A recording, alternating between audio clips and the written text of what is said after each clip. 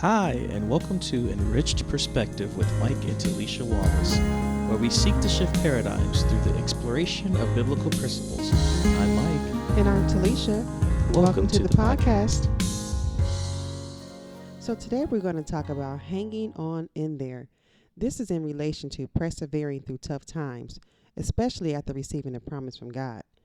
We're going to use David's backstory in 1 Samuel chapter 30 as an example, where we witness his transition from being a shepherd boy to the king. Mike, you want to build on that a little bit? Sure. So, David is the one that we know as one of the more prominent kings of Israel, the apple of God's eye. He's the one that we know that was the shepherd boy that was not considered initially for the throne, but eventually became God's choice. We see in the early parts of the book of 1 Samuel where David, of course, was in the sheepfold, watching the sheep of his father Jesse, and Samuel, after Saul had disobeyed God on several occasions, was told by God to go there to anoint a new king. Of course, Samuel went through all of the sons, and he couldn't find one, and then God told him, man looks on the outward appearance, but God looks at the heart. And in room comes David. David is selected, and then his life is changed forever from that point forward. Of course, he was the now newly anointed king, but he had not yet taken the throne. In the process of time, or during the process of going from being the shepherd boy to the anointed king to becoming the full-on king, there was a lot of things that he had to endure. Of course, he had some great triumphs. Of course, initially, he became the armor bearer of Saul. And then, we know about the story of him and Goliath, where he slayed the giant. And we also know about him, behaving himself wisely, among the people, and becoming a man of renown and of great authority and influence among the Israelites, to the point where Saul recognized the anointing that God had placed on him, and he was very jealous and also afraid, to the point where it went from him being kind of my confidant, my friend, my partner, to my enemy. Right. And Saul was doing everything that he could to try to eradicate David. Right. And this is where we're kind of getting to when we get to, of course, 1 Samuel 30th chapter. But before that, of course, we know the couple of instances where Saul threw javelins at David, trying to pin him to the wall because, he had the spirit of vexation upon him, and he knew who David was. You can't perform that well, and you can't, and especially if you've had the anointing on you before, you can kind of tell. Right. And Saul knew that David was going to replace him. So he was trying to, again, find a way. And he tried to pin him against the wall a few times. And then, of course, there was multiple occasions where he was chasing him all throughout Israel. A couple of times where David had caught Saul in the cave.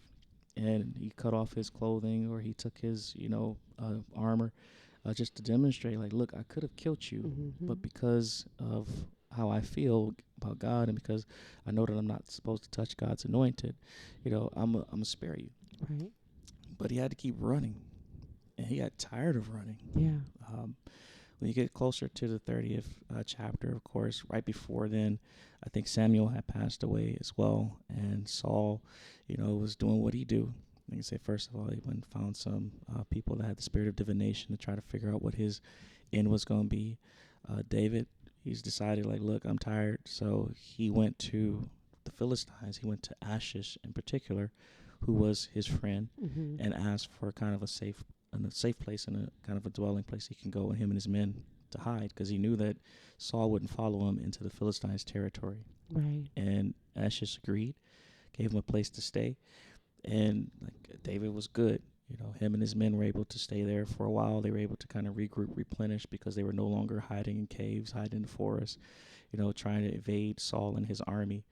So he was good. He was comfortable. Got to the point where the Philistines were about to fight Israel, and David decided, like, I'm going to go with y'all. And he was reminded really quickly of who he was and how they, as a collective, felt about him. Of course, Ashes liked him, but the rest of them was like, ain't you the same person that they said Saul killed his thousands, but David killed his 10,000s. Ain't you that same person that killed our champion? Yes. So it's like, yeah, we're not taking you with us.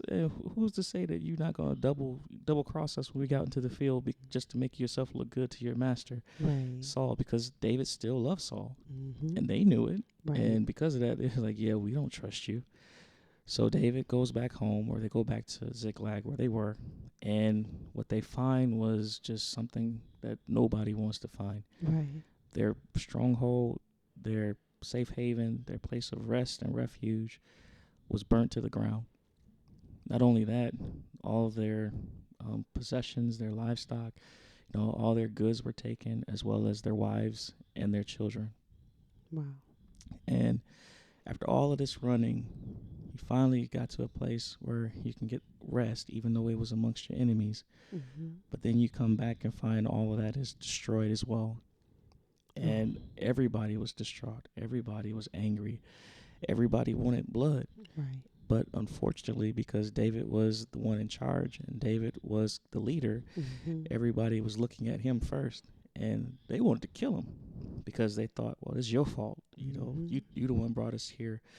Especially you brought us into the enemy's camp and had us, hiding out here. And now look at us. Never had this happen before while we were in the wilderness or when we were running from city to city. But once we get here, now we lose everything. And this was a time where David could have easily just be like, you know what? Right. Forget this. Yes. Forget all y'all. I'm done. I can't take it anymore. I'm tired. I've been running. Mm-hmm. I'm tired. I'm Yeah. weary. I'm stressed out. I'm trying to make sure everybody good. And then this is how y'all repay me. Yeah, I'm supposed to be king, but man, Right. how much more, do I have to endure? And for us, sometimes it's a challenge when we get into these situations where we know what God has told us. Yes. And we were speaking in a previous podcast about beyond reasonable doubt. Mm-hmm. We're at the point where we believe what God has said and we're not doubting it. Mm-hmm. But at the same time, it seems like such a chore Yes. to get from where you are to where he has called you to be or where he has told you you're going to be. Mm-hmm. And this is where David is at. Can only imagine that pressure to remember what God promised and still, regardless, hang in there. Like our topic is hanging in there, regardless of what's going on. And all those situations, I'm pretty sure he probably was afraid for his life on that point when Saul had a whole army after one person to just keep going, keep pushing. Don't give up. God is with me. No matter what, I'm going to still hang in there. That says a lot about his character as well. And he probably started out really strong, like Yeah. most of us do. Oh, yeah. Like say, when it seems like when you get the word, initially everything is going well, and you have a lot of successes, you have wins. Things are, seems like they're pushing you in that direction, and then seems like somewhere down the line, like it just shifts. Yeah. It's like you feel the weight of the calling, and you feel the forces that's trying to keep you from whatever that calling may be. Yeah. And again, you might be able to hold on for a little while. You might have the strength, and because you're encouraged by all of the success that you've had, so you can go back and you can remember those things that God has done and he's brought you through. But as it keeps lingering and as it keeps wearing on, and as things seem like they keep going from worse to worse, it becomes more difficult for you to hold on to that promise. So how do you do it? How did he do it? David was one of those ones that he just knew how to find himself in the right place with God. Yeah. Like I say, even in the situation in Ziklag, David, instead of getting angry and lashing out at everyone, the first thought that came to his mind is, where's the ephod? I need to go pray. I need to go seek the Lord. I need to go find out what is God saying. What is he telling me to do in this moment?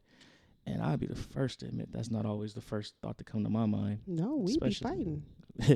Fighting, or trying to do your very best to use all your resources to avoid whatever's happened or to fix whatever's happened. Yeah. I mean, these people talking about stoning him. Right. You made us lose our family. You gonna die. Instead of David saying, "What? I killed a giant, I killed a bear, I killed a lion. Come on, let's I wish go. you would. Let's bring it." You know. Right. Instead, the Bible says he encouraged himself in the Lord. And a lot of times that's just not what we do first. No. Our first thought usually is to have a pity party. Yes. And just like they got angry, we get angry Mm-hmm. because again, we're in the same situation. David didn't have his wife and his children there, wives, not Right. just one, wives and Mm-hmm. his children. They weren't there waiting for him to tell them what happened. They were gone too. Mm-hmm. All of his possessions were gone too. And sometimes in those moments, like I say, everybody's looking at you and they don't realize that you're suffering the same loss, the same hurt, the same pain Mm-hmm. as they are, and that can frustrate you, Right. and it will cause you to lash out because it's Mm-hmm. like, so y'all just around me because of what I can do for you, huh? Mm-hmm. And you get mad Right. and you say things, of course, like we were talking in the previous podcast, that you've felt and you've had under control, but in this moment, Yeah. because of how it's like, so this is how y'all really feel, huh? Yeah. Oh, okay, all right, okay, I got you. But I like that he had some pride. He was holding on to what God said, and he knew God was a God of His word. Absolutely. So that had to have kept him pushing and worshiping and getting the ephod and seeking the Lord. Like the men were looking at him, but he was looking at God. Absolutely. So that's something that we should keep in mind when we start having our situations. Especially when you're talking about hanging on, Yeah. because again, we can sometimes see no further than the tip of our nose Mm-hmm. because of things are so dark and they're so dire. Say you have, of course, financial issues sometimes that arise, from loss of job and different things like that. Health issues. I mean, that's a big one, especially now with what's going on with the pandemic. Mm-hmm. And people that have pre-existing health issues as well. It's hard sometimes to see past the next treatment. Yeah. Talk about children. That's another one when your kids are coming of age and they're starting to make their own decisions. And again, it doesn't look like what they're doing or what they're deciding is aligning with what you've taught them and what you've instilled in them, Mm-hmm. especially when you already know or God has spoken to you about like what he said they're going to become. Yeah. And you can't see that happening based on the current decisions that they're making. Right. So there's so many different areas Yeah. in our lives where we have these moments of doubt, Yeah. these moments of despair where things are just not going in the direction that we expected it to, Right. based on the promise that we received or the word that we received or the appointment even that we received from God. Mm-hmm. And we have to remind ourselves. I know there's a scripture that says, like, say, my foot almost slipped. Mm-hmm. Thinking about the prosperity of the wicked, looking at everybody around you, Mm-hmm. it seems like they're prospering in their way. They're doing well. Nothing's going wrong. Everything that they've desired, their plan that they've developed has aligned and is, working to a T. They're 30, 60, 90. Everything is being hit right on the dot. They're moving up the ladder. Yeah. And you're serving God with all your heart, mind, soul, and strength. You've committed your ways to him. He's giving you a promise, but it seemed like you cannot move forward. Yes. So you had some early success, Yeah. and it looked like, you were on your way. Mm-hmm. But then it seemed like everything just, all hell broke loose. Let's just go ahead and Right. say, Yes. Like, it's what like is your going on? advocates Yes. gone. Now all of a sudden you're getting micromanaged or you're getting penalized for things you had nothing to do with. Mm-hmm. You're getting called, your character is being called into question when at first, Yes. like, you were a person that was seen as one of upstanding character. It's like you can't catch a break. Nope. Everywhere you look, there's something or there's Yeah. someone Mm-hmm. that's calling you out or Yeah. pointing at you. And it's in those moments Yes. where we have to remember to first and foremost, like, say, seek God. Yeah, because I'm pretty sure also in those moments you feel alone. Oh, absolutely. You're like, I know God said this. I know this. I know this. Why? And you don't know who to turn to. Who would believe you? Who would really support you in some of these hard times? True. And they come so hard and heavy. Yeah. Like I say, it usually comes in bunches. It's not just one, and it's always like 1, 2, 3, 4, 7, 9, 11, 12, 15, 25. 5-second Job, break. like back to back. Right. And it's hard sometimes to stay focused, Mm-hmm. and to really remember what it is that God had told you. and more importantly, to go back and seek Him Mm-hmm. for a word. Yeah. And the strength and grace to get through those hard situations. Because we will lean to our own understanding, and we will Mhm.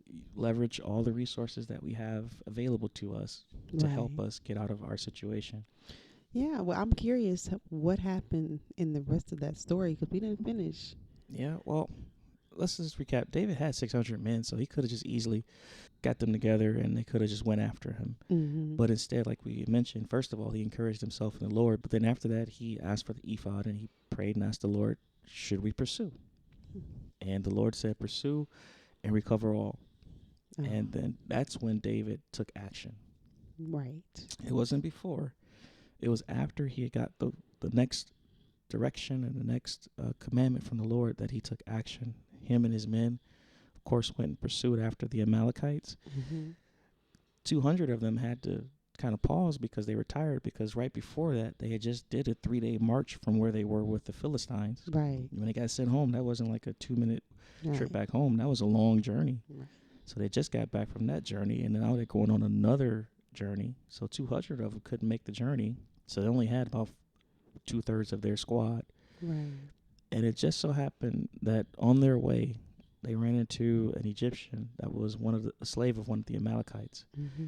and they fed him and gave him some meat and nourished him, and they made a promise to him, and then he showed them exactly where they were, Mm-hmm. and the Lord blessed them to be able to go and recover everything that they had lost, just like He had said. Right. And again, we want to get to that pursue and recover all, Right. but sometimes it's like, no, wait. Yeah. What do you do then?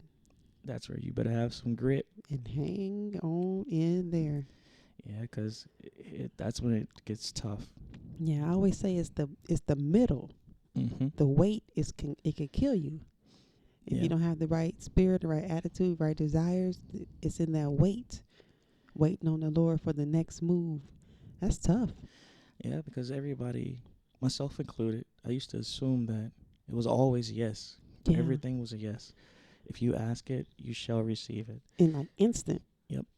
And if it didn't happen, it's because I didn't have enough faith, or it's something in my part that must be deficient, because God always says yes. As I matured, as I became a little bit deeper in this thing, I realized that God does say no. Yeah, And sometimes it's not a no like never, it's a no like not right now. right, And it takes something to your point, be able to accept it. Because a right. lot of times, again, when we have the means, we have the resources, it's hard to accept a no or a not right now. Mm-hmm. It's easier to like, well, I can just go do it anyway. Yeah. And we make a shipwreck. Mm-hmm. That's when you're leaning to your own understanding. Yeah, absolutely. And again, now you're going to find yourself in a different type of situation, because I think we talked about that Mm-hmm. before. It's like the GPS, it'll tell you where to go. But if you veer off, Mm-hmm. you might still get there, but now it might take you a little bit longer. Right. Part of the hanging on is having that patience to be able to wait for a word from the Lord. And then when you get that word, being able to act on it. Yeah. And then just that trust. Trust that it's God speaking to you and that God told you what He said. Yeah, It says trust in the Lord with all your heart. true. Yeah. The funny thing is towards the end, like after he recovered all, it wasn't but 2 days later that he found out that Saul had been killed in battle. Wow.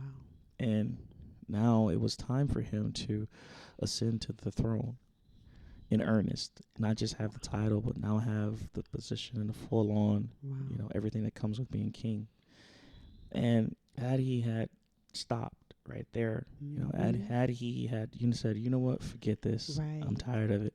I know this is what you said, but I just can't see it. It Mm-hmm. ain't gonna happen for me. Or he could have killed Saul. Yeah, he could have killed him as well, and that would have been to his own demise. I think I Mm-hmm. was reading somewhere where it was talking about how the reason why David was very reluctant to kill Saul was because he didn't want to set that precedent. Like, it's okay for you to kill a king. Like I said, he wanted Right. to make sure that people honored the position and the role, and also the appointment. that God had placed upon the individual. So again, that was wisdom from his perspective, because had he just took it upon himself to overthrow Saul, somebody would have tried to do the same to him. Wow. And David, again, had he stopped, Wow. had he just like gave up, had he just like, you know what, I'm tired of this, or just went on his own accord in this situation, he could have lost the opportunity. Yeah, that's when I remember when you picked this example for the topic. At first, I was wondering like, what I don't understand. Like, why would you pick this story? I didn't get it until we got to the end of this Ziklag situation, and then we started talking about him persevering through all that stuff and how close he was to the kingdom. Couple of days, like when he came back, couple of days, Saul's dead. Now you're you're now the king. Like True. you said, had he given up, who knows?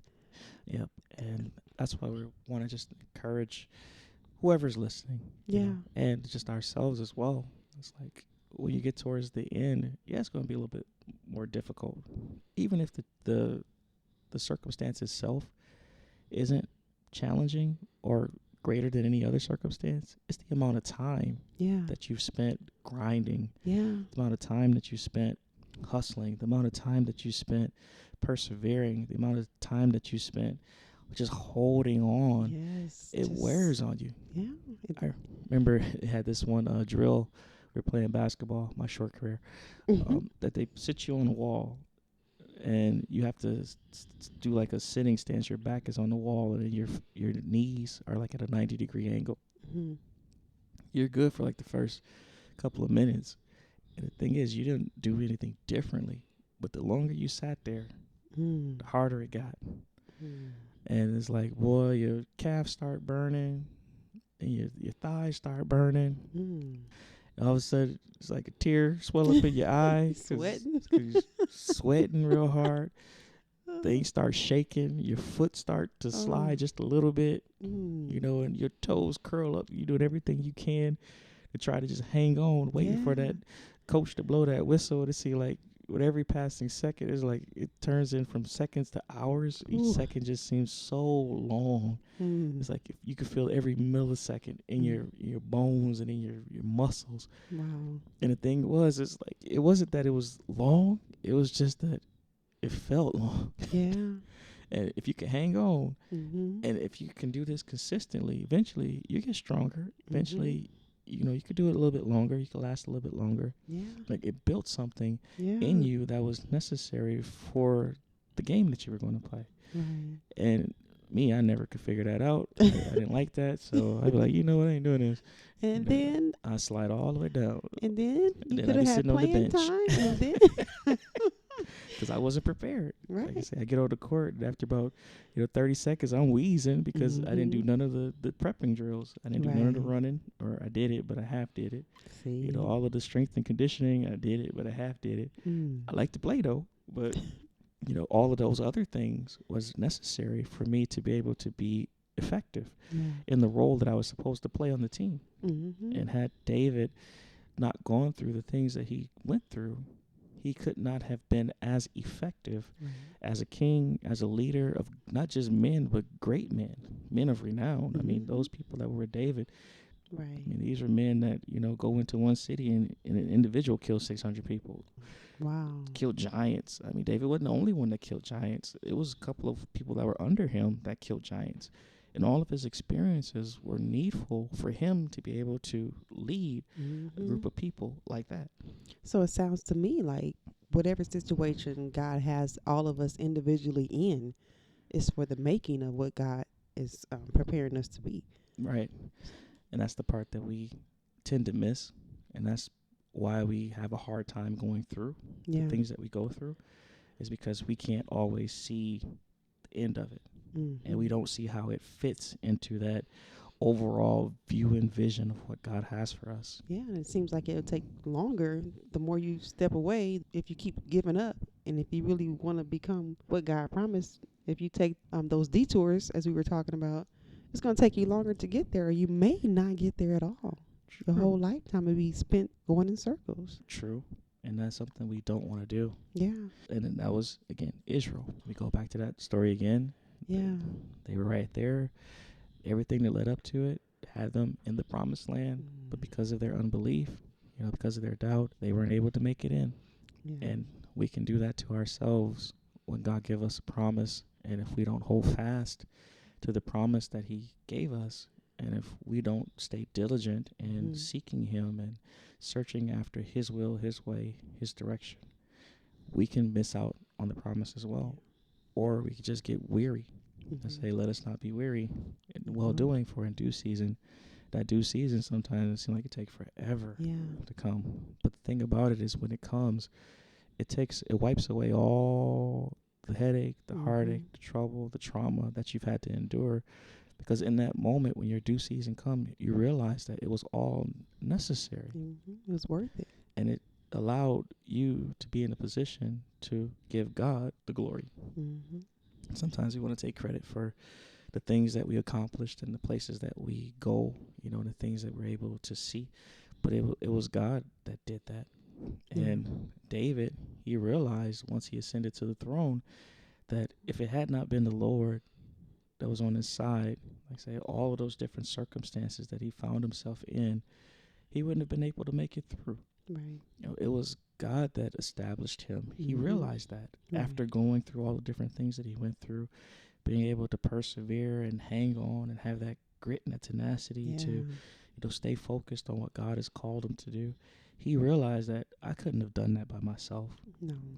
That's what gives us confidence to be able to hang on. It's not by might, it's not by power, but it's by God's Spirit that we're able to do the things that we're able to do. We're able to endure the things that we're able to endure. Suffering is not easy. No. Sickness is not easy. No. Losses and heartache is not easy. But to be able to find a way to hold on to your faith and still be able to give God glory in the midst of struggles and trials and tribulations. That's a beautiful thing. Yeah, it says a lot. It says a lot about you, your character. You're getting to see what you're made of, I guess. It definitely is a good preparation, because again, if you can do this, if you can trust God in this, then these other things, I guess it's a cakewalk. So that's encouraging. I love that God said it. He's with you. I believe it, and that settles it. So we can hang in there, just knowing that God is with us. Absolutely. White knuckle it up. Yeah. Don't let go. Be encouraged. Stay the course. And you'll find that in the end, it definitely was worth it. That's right. Not only for you, but for the others around you that you'll be able to help as well. Well, that's our time. Thank you so much for listening. We hope this episode has further enriched your perspective. Until next time, I'm Mike. And I'm Talisha. God bless.